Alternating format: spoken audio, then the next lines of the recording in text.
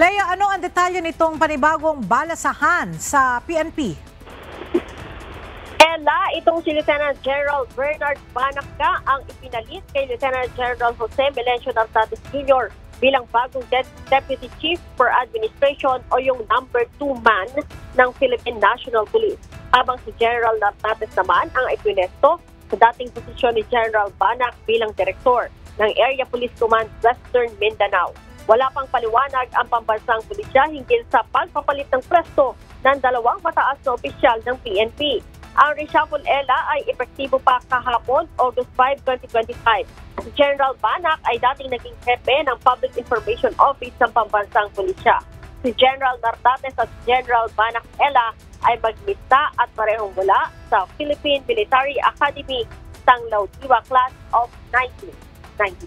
Ella? Alright, maraming salamat, Lea Ilagan.